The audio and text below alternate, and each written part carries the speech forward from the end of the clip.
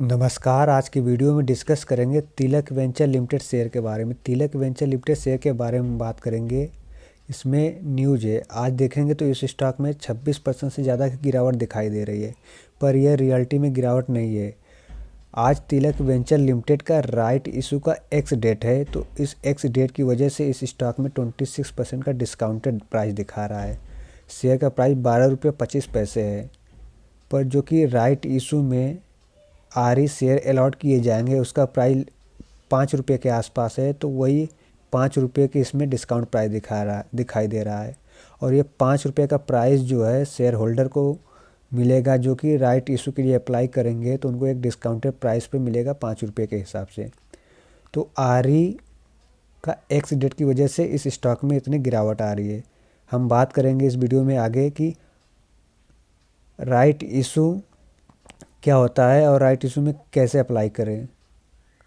सबसे पहले हम बात करेंगे कि कोई भी कंपनी राइट इशू क्यों लाती है और राइट इशू लाने से कंपनी को क्या फ़ायदा होता है। तो राइट इशू इसलिए लाया जाता है कि जब कोई भी कंपनी फंड रेज करना चाहती है तो company gives right to share holder to purchase new share of the company based on their previous and exciting holding at a discount price. तो राइट इशू में शेयर होल्डर को एक discounted price पर share allot किए जाते हैं या share offer किया जाता है कि वो उस प्राइस पे बाई करें। ये कोई शेयर होल्डर के लिए ज़रूरी नहीं होता है या मैंडेटरी नहीं होता है कि वो इसके लिए अप्लाई ही करे। कंपनी इनको एक चॉइस देती है कि आप राइट इशू के थ्रू डिस्काउंटेड प्राइस पे शेयर बाई कर सकते हैं। तो ये राइट इशू का है कि जब कोई कंपनी रेज करना चाहती है पैसे तो वो राइट इशू लाती है एक डिस्काउंटेड प्राइस पे। एक रेशियो में हो सकता है जो कि शेयर होल्डिंग पैटर्न के हिसाब से आपको पे किया जाता है। अगर मान लीजिए आपके पास 1000 शेयर हैं, 1000 शेयर हैं, अगर रेशियो आपका मान लीजिए कंपनी ने राइट इशू का 4:3, अगर 4 शेयर पे 3 शेयर हैं तो उसी हिसाब से 1000 को 4 से डिवाइड करने के बाद जितना आएगा उतने आपको शेयर दिए जाएंगे, मल्टीप्लाई बाई 3, 750 शेयर आपको बाई कर सकते हैं डिस्काउंटेड प्राइस पे। तो एक ये है कि रेशियो के हिसाब से आपको शेयर अलॉट किए जा सकते हैं।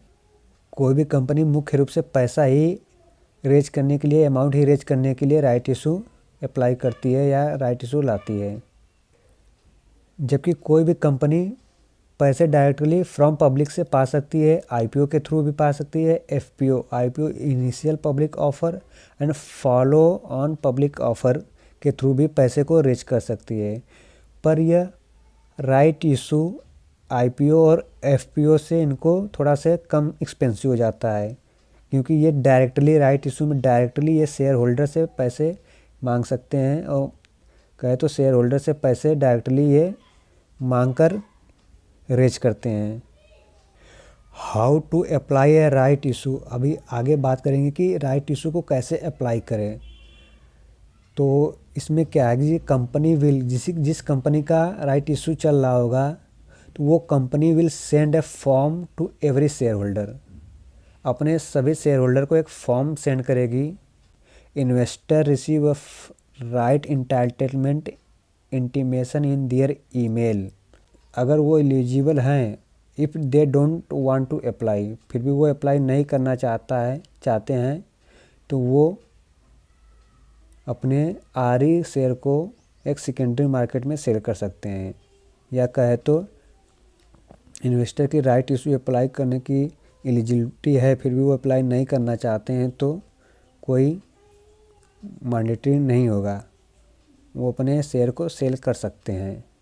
पर एक सवाल कई लोगों का है कि राइट इशू का फॉर्म कहाँ से फिल करें, मेन ये बात है। तो राइट इशू अप्लाई करने का प्रोसेस क्या है उसके बारे में भी हम जानेंगे। जैसा कि तिलक वेंचर लिमिटेड का राइट इशू का अभी एक्स डेट और रिकॉर्ड डेट है, तो 18 तारीख को रिकॉर्ड डेट है। रिकॉर्ड डेट के बाद इनका अप्लाई करने का डेट आएगा, जो कि कुछ समय बाद कर सकते हैं, तो कुछ समय के लिए होता है। तो जब वो डेट आएगी तब हम इसको प्रोसेस कैसे सबमिट करें फॉर्म। अगर फॉर्म कोई भी किसी का शेयर है, अगर वो राइट इशू में पार्टिसिपेट करना चाहता है तो वो फॉर्म कैसे सबमिट करे उसके बारे में डेट आने के बाद हम देखेंगे। फ़िलहाल ये नेट बैंकिंग प्रोसेस है।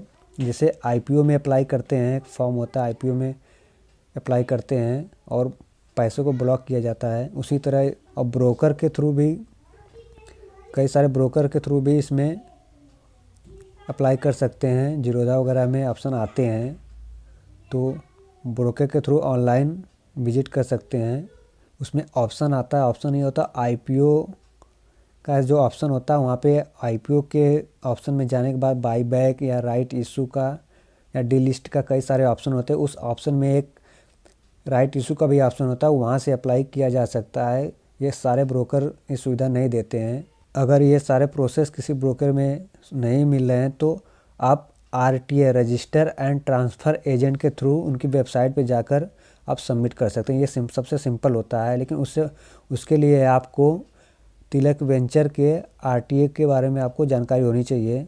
तो वो डेट आने के बाद तब उसके बारे में हम जानेंगे। तो आरटीए क्या होता है? रजिस्टर एंड ट्रांसफ़र एजेंट, जिसके पास उस कंपनी के शेयर को हैंडल करने का या मैनेज करने का उनके पास राइट होता है। तो उनके राइट के बारे में, आरटीए के बारे में, इनका आरटीए कौन है, तिलक वेंचर लिमिटेड का, उनकी वेबसाइट पे जाकर हम अप्लाई कर सकते हैं।